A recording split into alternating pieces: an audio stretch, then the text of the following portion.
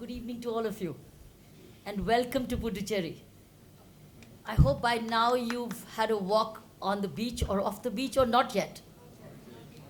And will they allow you? I looked at your program and they've been very, very miserly on you, on your time. You have to escape their net and go across walking the beach. That's the best part of this country. Friends, I must tell you a personal story.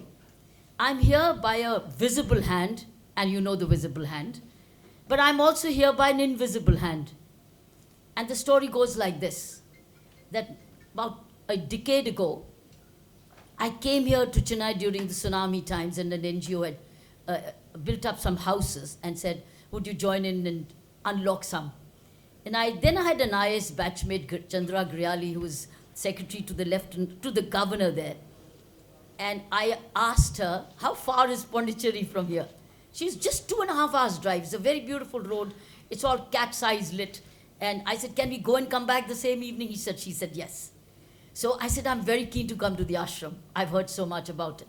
So she and I drove that about almost a decade ago, or less than a little bit. And we went to the ashram. She and I, when I paid my respects at the Samadhi, some voice within me said, go see Rajnivas. Go see Rajnivas. And I wondered. Then I asked Chandra, I said, Chandra, where is Rajnivas here? She's right 2 blocks behind. 2 blocks behind the ashram. So we came walking around, and I loved the White Town, the Ochre buildings. And sure, I walked into Rajnivas. I've never done this audacity of walking as a normal citizen to a lieutenant or a governor's palace. So I had the audacity. I walked in, and I looked for, where's the lieutenant governor? He is not in town. So somebody offered me a cup of tea, who later became my additional secretary, and he remembered that evening of mine. So friends, when that visible hand said, Kiran, would you accept the fact that, would you accept the position of Lieutenant Governor Puducherry? It immediately rung that somebody had told me 10 years ago, go see Rajnivas. And what is the connection in between what happened in 10 years? Was it a design, or was it, who did it? Who designed this 10 years gap? Maybe to make it eligible or to justify to come to this position, which means losing an election in Delhi. So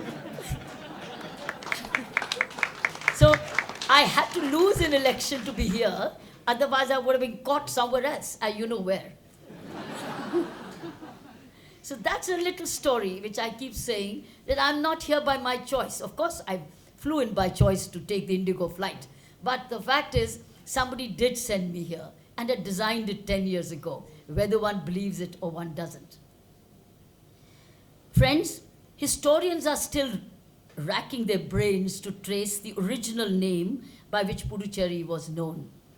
Some scholars have succeeded in finding out the various names given at different times to this speck on the map of India. It's truly the speck, because all media stops at Chennai. Nobody comes up right here. So much happens here. You just have to spend 2-3 days and you'll see everything happening here. Everything happening. Confrontational, hostility, etc., etc. But it just stops there because the machines, the vehicles just don't take that extra 2.5 hour drive. The ancient name of Puducherry was Vedapuram or Vedapuri, which suggests that the place was a seat of Vedic learning and culture. The inscriptions found at Shri Mulanathar temple at Bahur, which is only 12.5 kilometers south of Puducherry, and on the Shiva temple at Thiruvandur Kovil, which is 21 kilometers west of Puducherry, provide ample proof. In fact, the Bahur plates issued in the 8th century speak of a Sanskrit university which was there for an earlier period. Veda Puruswara, don't mind this thing, it's still North Indian. It's refused, it just refused to twist around. Was the presiding spirit of Vedapuri, and even today he is one of the oldest deities worshipped here. Legend has it that the great sage, as my friend Agastya, came to Vedapuri only to worship Veda Purushvara. The sage did not go back. Sage did not go back. I'm asking you. He made the place his permanent abode. The fact that many people from different parts of India and outside it who come here think more than half a dozen times before leaving for their hometown is no surprise. In fact, I too had a half a mind to look for a small piece of land to stay back here, because the kind of clear sky you get here, the clear sunshine you get here, you don't get it you know where. According to one inscription found near the Veda Purushvara temple, the presiding deity was known as Agasthavara, the lord of Agastya, from whom the sage had learned the Vedas. Henceforth, the place was known as Agastavaram. In the wake of 16th century, the Portuguese came to establish a factory here. They were the first among the Europeans to do so. At that time, the place was known as Puducherry. With the compulsory exit of the Portuguese, the Dutch also made their entry. I can't pronounce the names, and so I'm going to skip the names. Then, of course, the Dutch had their own names. I don't want to pronounce them wrongly. Following the Portuguese and the Dutch, the French came here in the next century. By that time, the place had come to be known as Puducherry, which in Tamil means new village. In French transliteration, U in the word was mistaken for the word N, and thereafter the new name Puducherry and a corruption of the word Puducherry was popularized. This is the fact.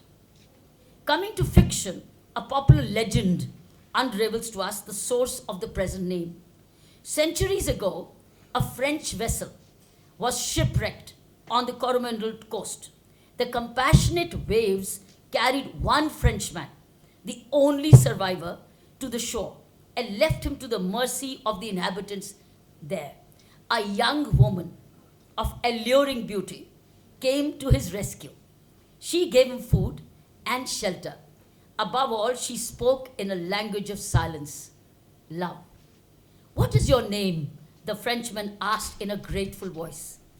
"Pondi," she said with a smile. The fellow shouted with joy, "Ah, Pondi, Pondicherry, Pondicherry." She said, "Ah, my darling." That's called "Ah, my darling." "Ah, my darling Pondi." Soon he established an establishment there by the name of his beloved, hence the name Pondicherry. But even today, the oldest living inhabitants and the villagers of this place refer to the town as Puducherry, which is again a corruption of Puducherry. Now, a bit on Tamil language, my friends. Puducherry speaks in 55 languages. A smallest speck of land speaks in 55 languages. 5 are official languages. Puducherry is just a speck, as I said, on the map of India. Pondicherry literature begins from the Sangam period, 2,400 years before. Pille's diary was found 110 years later by Gallus Momran, the father of a mayor of Puducherry. I believe these diaries were hidden under a cot. I'm explained by the author of this book, who's narrated the story, that he wrote for years and years his handwritten diary as a prose. And it was written under a cot. And the cot said, whoever touches this cot will die. So those diaries remained under the cot, hidden. Somebody dared to do this. And that's how Pille's diary was found 110 years by Gallus Momran, the father of a mayor who happened to know Tamil, and he started to translate them. Puducherry has been the home of great poets like Subramanya Bharatiya, who sang about Indian nationalism, and Bharadasan, who is one of the iconic poets of the region. We have many of his statues. Tamil language was regarded as Isai Tamil, or the language of music, or a tongue-twisting language. The lilting verses of Bhakti poets and hymns of the 7th and the 8th century stands testimony to both lyrical quality of the language and its musical spirit. Also, the Tamil language is a world language. It is spoken in Sri Lanka, Malaysia, Singapore, South Africa, and of course France, which hosts a sizable Tamil diaspora. Tamil, an ancient classical language of India, has a large corpus of extremely valuable, insightful, and valuable reflections on society, statecraft, and religion. It seems that there is not a single field in which Tamil does not play a significant role. Tirukkurul, Kamban's Ramayana, and Namavalar's Tiruvayamoli are important works of world literature and have enriched Indian literature immensely. Each of them represents a beautiful diadem in the crown of Indian literature. In the 19th century, Reverend Father Dupuis from France reached Puducherry to be a missionary, but he learned the Tamil language and wrote books of interest. They were mostly spiritual. In the 20th century, we have Mahakavi Subramania Bharati and Mahayogi Sri Aurobindo. They were political refugees in Pondicherry. They produced the best when they lived here. Bharati 1908 to 1918, and Sri Aurobindo 1910 to 1950. Bharatidasan, a local disciple of Bharatiyar, became very famous as a poet and a dramatist. The three brothers, Vanidasan, Devidasan, and Kaladan, followed his footsteps and became well-known poets in the Tamil literary history. Prapanjan was famous as a fiction writer. He was a recipient of several such coveted awards. Most of his fictional writings are based on Pondicherry's literature and history and culture. Now about the temples. Tamil Pondicherry has in its small region, 232 temples and are bearers of institutional memory. During my years as Lieutenant Governor, I have visited almost all of the major temples in the region for water. I started to look at their ponds. How are they maintaining the ponds? Are they clean or are they not? So it was more for inspection of water, but that took me to the deities and the inscriptions, friends.